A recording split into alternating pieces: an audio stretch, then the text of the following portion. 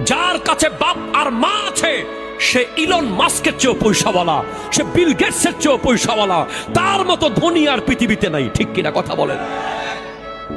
কেন?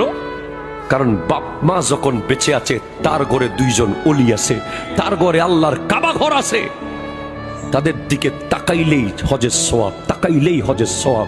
তুমি অষ্টগ্রামের সব মানুষের দিকে তাকিয়ে থাকো, যদি চেহারা তোমার আব্বার আম্মারটা না হয় তুমি হজের সওয়াব পাবা না। ওই মায়ের চেহারাটাই লাগবে, ওই বাবার চেহারাটাই লাগবে। যতবার তাকাইবা ততবার হজের সওয়াব পেয়ে যাবা।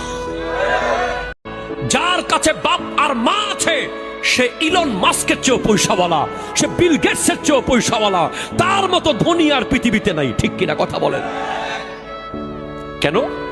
কারণ বাপ মা যখন বেঁচে আছে তার ঘরে দুইজন ওলি আছে, তার ঘরে আল্লাহর কাবা ঘর আছে। তাদের দিকে তাকাইলেই হজের সওয়াব, তাকাইলেই হজের সওয়াব।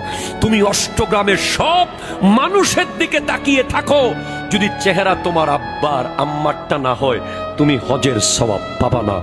ওই মায়ের চেহারাটাই লাগবে, ওই বাবার চেহারাটাই লাগবে। যতবার তাকাইবা ততবার হজের সওয়াব পেয়ে যাবা।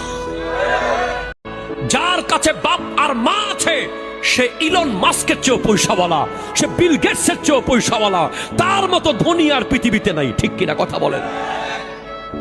কেন? কারণ বাপ মা যখন বেঁচে আছে তার ঘরে দুইজন ওলি আছে, তার ঘরে আল্লাহর কাবা ঘর আছে। তাদের দিকে তাকাইলেই হজের সওয়াব, তাকাইলেই হজের সওয়াব। তুমি অষ্টগ্রামের সব মানুষের দিকে তাকিয়ে থাকো, যদি চেহারা তোমার আব্বার আম্মারটা না হয় তুমি হজের সওয়াব পাবা না।